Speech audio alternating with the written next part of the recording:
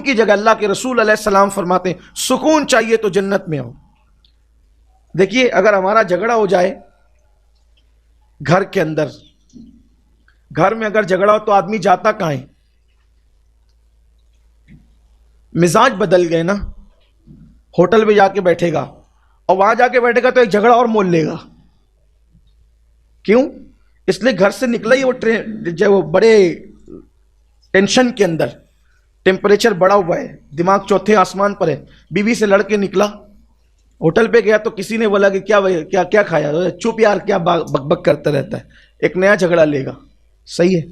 دوستوں میں جائے گا، ان سے دشمنی لے گا۔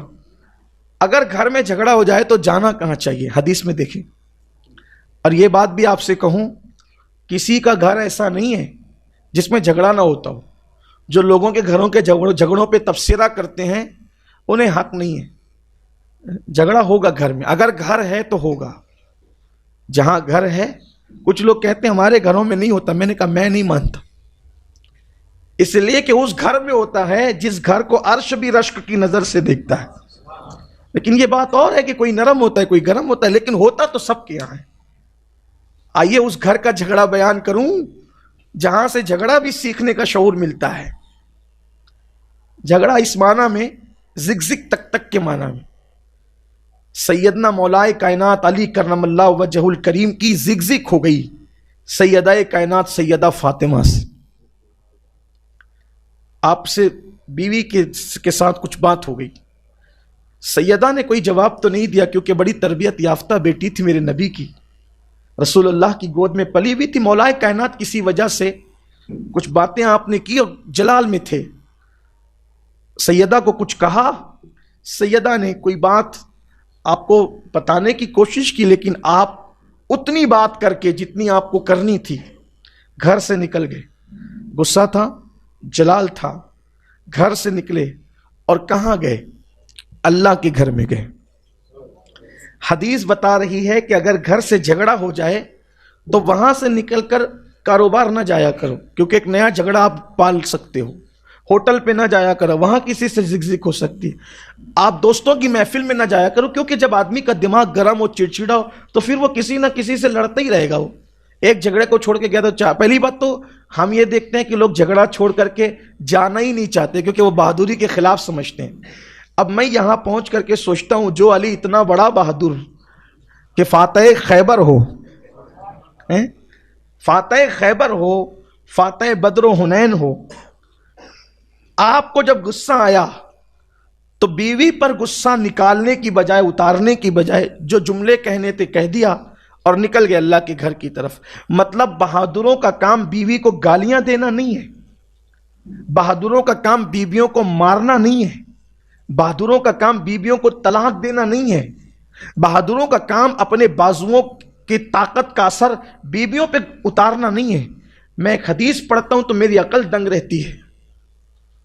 اللہ کے رسول علیہ السلام اپنی ازواج کو اتنا چاہتے تھے کہ ایک شخص نے حضور کو دیکھا، وہ چاہت کو کہنے لگا یا رسول اللہ آپ تو بہت چاہتے ہیں اور میں تو اپنی زبان سے اپنی بیوی کو تکلیف پہنچاتا ہوں۔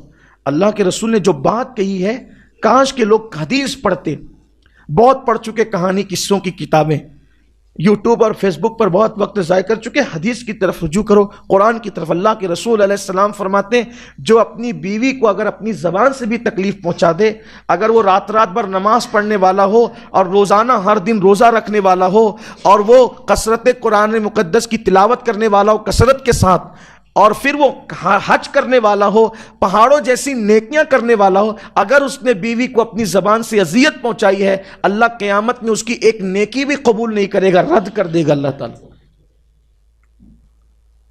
ہم بہت حد تک کے ماں باپ کے حق کچھ حد تک جانتے ہیں، لیکن بیویوں کے حقوق کہاں ادا ہو رہے ہیں؟ آپ دیکھیں مسلم معاشرے میں دیکھیں، بیویوں کو تو پیر کی جوتیاں سمجھا جاتا، اور جو لوگ بہت محبت اور اکرام سے پیش آتے ہیں ان کو لوگ غلام کہتے ہیں۔ تو غلامی کر رہا ہے، وہ غلامی نہیں کر رہا ہے، وہ مصطفیٰ جان رحمت کی اداؤں کو ادا کر رہا ہے، اس لیے کہ کمزوروں کے ساتھ حسن سلوک کا حکم ہے۔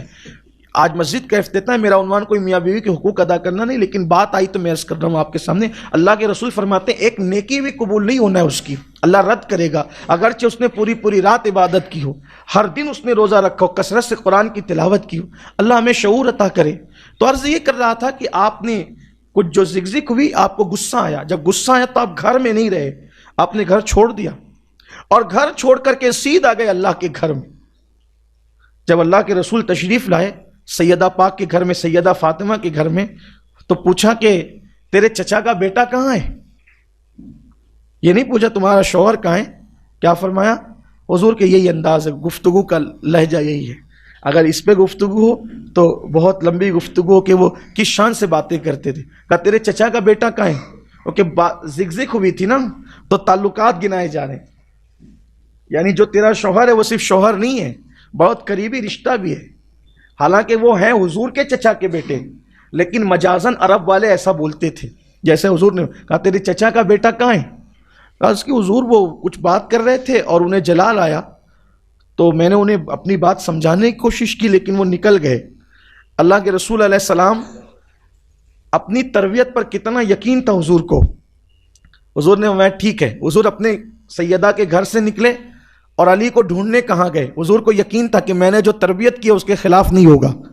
حضور پہنچے سیدھا مسجد میں، تو مولائے کائنات مسجد کی زمین پہ لیٹے ہوئے تھے۔ یہ بھی حدیث پاک میں ہے کہ جب غصہ آئے کھڑے ہو تو بیٹھ جاؤ، اور اگر بیٹھے ہو تو لیٹ جاؤ، پھر بھی غصہ نہ جائے تو ٹھنڈے پانی سے وضو کر لو، غصہ چلا جائے گا۔ یہ بھی حدیث پاک میں آیا کہ جب غصہ آئے تو اعوذ باللہ من الشیطان الرجیم پڑھا کرو۔ غصہ بڑی خطرناک چیز، اعوذ باللہ پڑھا کرو، وہ شیطان کی طرف سے۔ فرمایا ایمان کو غصہ ایسے تباہ کر دیتا ہے جیسے شہد کو الوا تباہ کر دیتا ہے۔ دماغ بہت ٹھنڈا رکھا کرو۔ اللہ کے رسول علیہ السلام نے صحابہ سے پوچھا سب سے زیادہ طاقتور کون ہے دنیا میں؟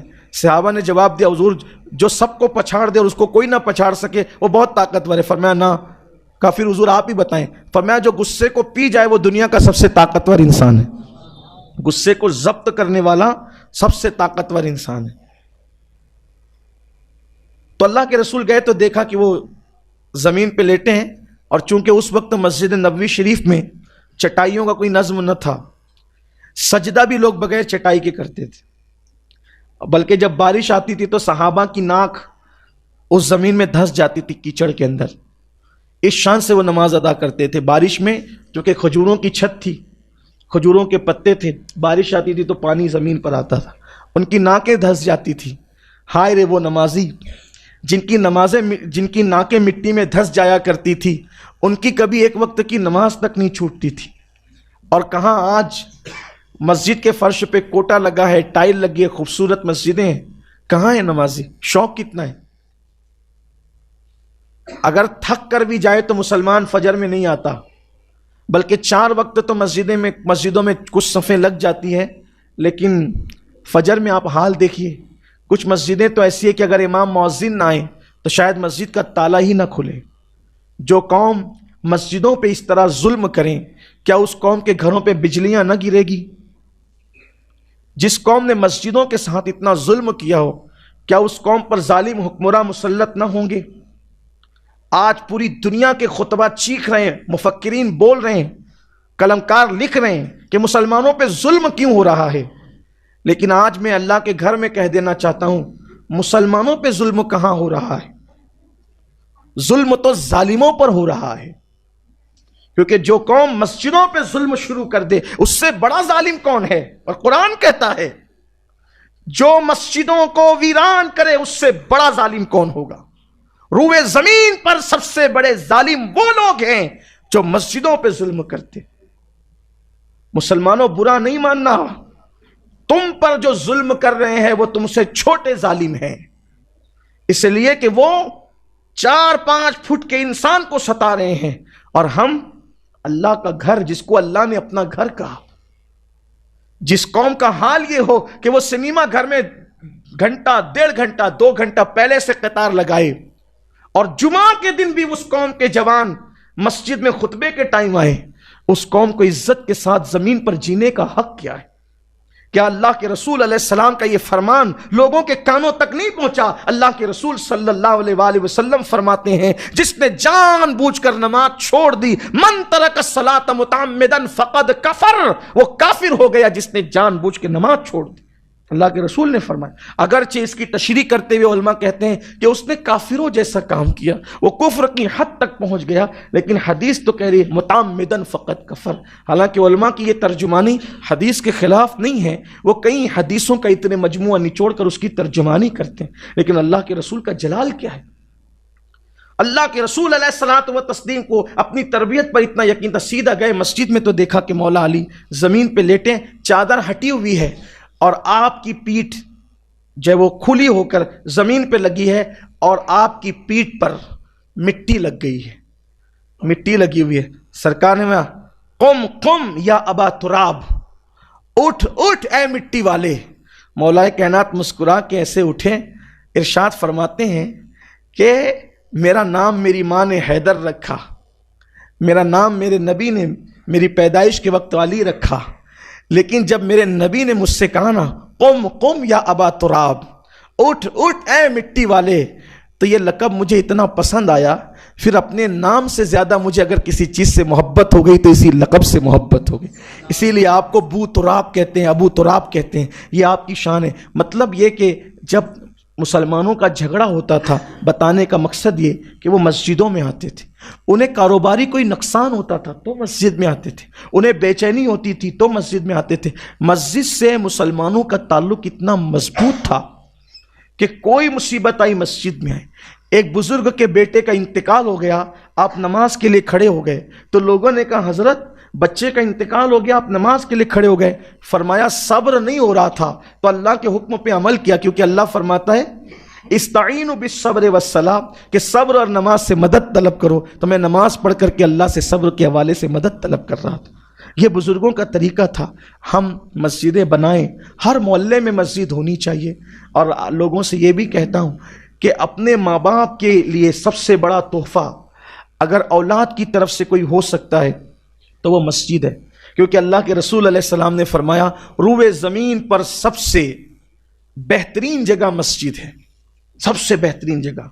اب جب حضور نے کہہ دیا مسجد سب سے بہترین جگہ ہے روئے زمین پر، تو اس سے بڑا کوئی تحفہ ہو سکتا ہے؟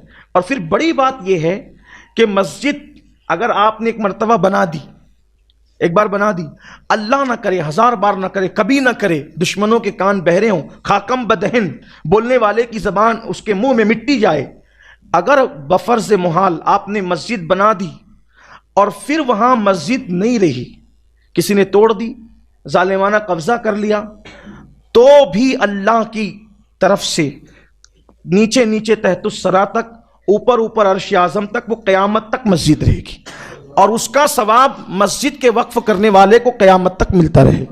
اگر سجدوں سے آباد ہے تو سجدوں کا ثواب ہے، توجہ کرنا، اگر سجدوں سے آباد ہے تو سجدوں کا ثواب ہے، اور اللہ نہ کرے وہ آباد نہیں ہے تو مسجد بنانے کا ثواب تو اس کو قیامت تک ملتا ہی رہے گا۔